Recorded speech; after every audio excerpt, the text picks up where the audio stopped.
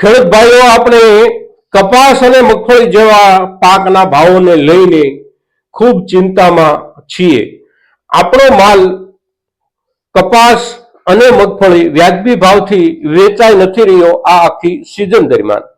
એમાં ઉમેરો થયો આપણા ડુંગળીના પાકને લઈને. ડુંગળીનો પાક આપણો છેલ્લા 3 અઠવાડિયાથી આપણે જોઈએ તો લગભગ એટલા નીચા તળિયે જઈ અને ઊભો છે કે આપણે માર્કેટ સુધી માલને લઈ જવો કે ન લઈ જવો, ખેતરમાં દાટી દેવો, શું કરવું, આ પ્રકારની મૂંઝવણથી આપણે પસાર થઈ રહ્યા છીએ. પણ ડુંગળીના પાકમાં અત્યારના સંજોગોમાં પણ જે એકંદર ભાવ મળી રહ્યા છે, આપણે સામાન્ય રૂપમાં જોઈએ તો લગભગ 100 રૂપિયા આસપાસથી આપણા નીચા માલ શરૂ થાય છે અને 300 કે 350 રૂપિયા, ખૂબ સારા માલ હોય તો 400 રૂપિયા આસપાસ કોઈ માર્કેટમાં પહોંચે છે. કોઈ માર્કેટમાં બહુ નાનો લોટ હોય, ખૂબ સારી રીતે ખેડૂતે તૈયાર કરેલો હોય તો એના 50-100 રૂપિયા વધારે આવતા હોય, પણ એ માર્કેટનો ભાવ નથી. કોઈ ખેડૂતની પોતાની એક ખાસ કુશળતાનો એ ભાવ એને મળતો હોય છે.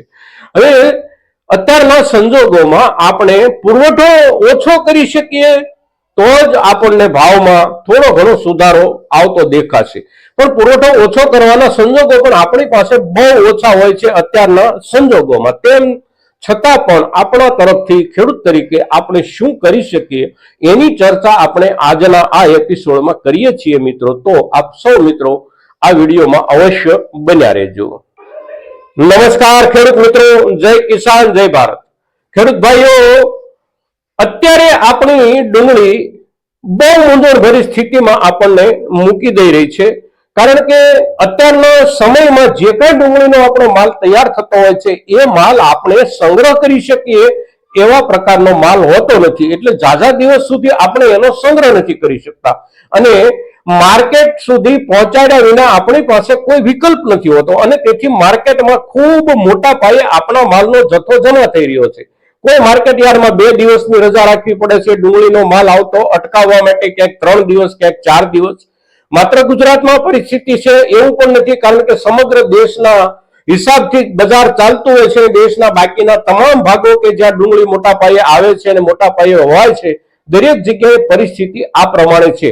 3 દિવસ, 4 દિવસ કે 5-5 દિવસ સુધી માર્કેટિંગ યાર્ડોએ માલ ડુંગળીના રૂપમાં નહીં લાવવાની સૂચનાઓ આપવી પડે છે. આપણો માલ પડતર માર્કેટ યાર્ડના કમ્પાઉન્ડમાં પડ્યો રહેતો હોય છે 3 દિવસ, 4 દિવસ કે 5 દિવસ. અંતે જ્યારે વારો આવે ત્યારે આપણે એનાથી મુક્ત થતા હોઈએ છીએ. આ પરિસ્થિતિમાં આપણે જથ્થો ઘટાડી શકીએ, મોટા પાયે જથ્થો ઘટાડી શકીએ એવી કોઈ આપણી જોગવાઈ આપણી પાસે અત્યારના દિવસોમાં નથી. પણ સામાન્ય રૂપમાં એક ખેડૂત તરીકે આપણે બિલકુલ સામાન્ય પ્રક્રિયા દ્વારા એમાં થોડો ઘટાડો કમસે કમ આપણા પૂરતો આપણે લાવી શકીએ છીએ અને જે નીચામાં નીચા ભાવ આપણે સાંભળી રહ્યા છીએ એના કરતા થોડો ઊંચો ભાવ આપણે આપણા માલનો મેળવી શકીએ છીએ.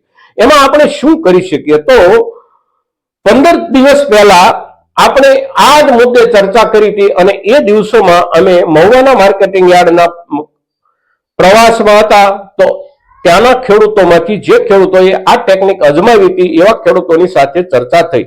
વિતેલા 2 દિવસ દરમિયાન અમે બીજા કેટલાક માર્કેટિંગ યાર્ડોમાં અમારા કામકાજને લઈને મુલાકાત પર હતા. તો ત્યાં પણ ડુંગળીમાં એક ચીજ એ જ રૂપમાં જોવા અને જાણવા મળી કે જે ખેડૂતો થોડો સારો ભાવ મેળવી રહ્યા છે એ ખેડૂતો જે ગ્રેડ લઈને આવે છે, એટલે કે ગ્રેડેશન સાથેની જે કઈ ડુંગળી દેખાય છે આપણને, એ કેવી રીતે તૈયાર થાય છે, તો એમના તરફથી જે આપણને જવાબો મળ્યા છે, જવાબો વિચારવા જોગ છે અને એનો અમલ આપણે દરેક ખેડૂત કરી શકીએ એવી સ્થિતિ છે. આપણે એમાં કોઈ સાધનોની જરૂર નથી અને કોઈ બહુ મોટા વિશેષ ખર્ચાની પણ જરૂર નથી. માત્ર આપણા ખેતરની અંદર અત્યારે જે ડુંગળીનો માલ તૈયાર થવા પર છે, અગર તો તૈયાર થઈ ગયો છે એવું આપણે માની અને કાઢી રહ્યા છીએ, એમાં ઘણો બધો જથ્થો એવો હોય છે કે જે હજી કાચી અવસ્થામાં હોય અને એ કાચી અવસ્થામાં જે જથ્થો હોય છે એ જથ્થો 30% થી લઈ અને 60-65% સુધી કેટલાક ખેતરોમાં હોય છે.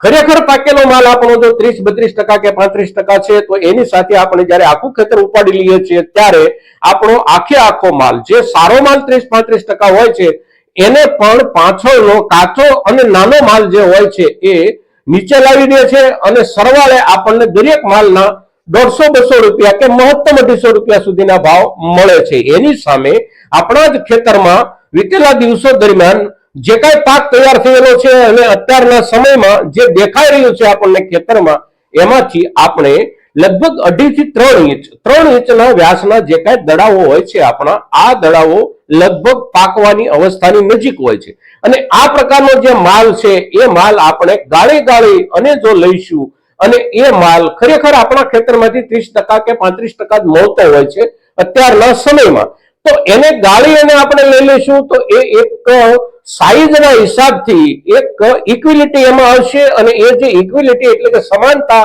સાઈઝમાં જે સમાનતા આવે છે એ સાઈઝની સમાનતાની સાથે સાથે આ માલ જે છે એ થોડા દિવસ સુધી વેપારીઓ પણ એક જગ્યાએથી બીજી જગ્યાએ લઈ જાય અને લાવવામાં, લઈ જવામાં, ઉતારવામાં, ઉતાર્યા પછી એનો નિકાલ કરવામાં જે કાંઈ સમય લાગતો હોય છે એ સમય દરમિયાન આવા માલની અંદર બગાડ બેસવાની શક્યતાઓ ઓછી હોય છે.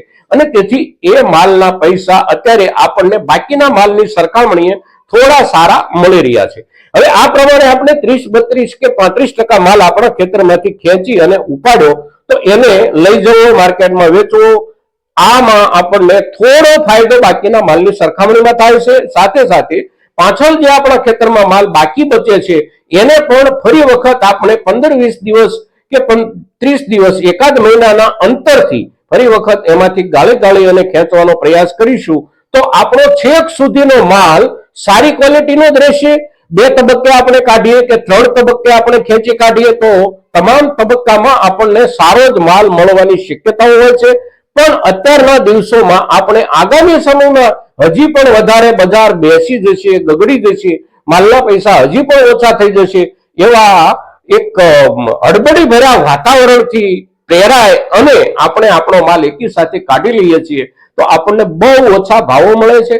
આ તરફ આપણે આ પ્રમાણે જો કાઢવાનું વિચારીએ, ગાળીને માલ આપણે કાઢીએ 30-32% અત્યારે કાઢીએ, 15-20 દિવસ પછી ફરી પાછો 30-32% કાઢીએ, એવી રીતે આપણે આખું ખેતર ખાલી કરીશું તો એકંદર બજાર સુધી પહોંચતા આપણા માલના જથ્થામાં પણ થોડું નિયંત્રણ આવશે. સાથે સાથે આપણો માલ 3 તબક્કામાં સારી ક્વોલિટીનો તૈયાર થઈ અને માર્કેટ સુધી પહોંચશે અને એના કારણે આપણને સારા ભાવ મળી રહેવાની શક્યતાઓ દેખાઈ રહી છે. સંપૂર્ણપણે આપણે જોઈએ તો બજાર સારું નથી અને આગામી દિવસોમાં ક્યારે સુધારો આવે, કેટલો સુધારો આવે એનું અત્યારે આપણને કોઈ સ્પષ્ટ ચિત્ર નથી દેખાતું. પણ અત્યારના સંજોગોમાં પણ સારા ભાવ જે ગણીએ આપણે કે જે ઊંચા માલ વેચાઈ રહ્યા છે ત્યાં સુધી આપણો સંપૂર્ણ માલ આપણે વેચી શકીએ એવી આ એક ટ્રીક છે.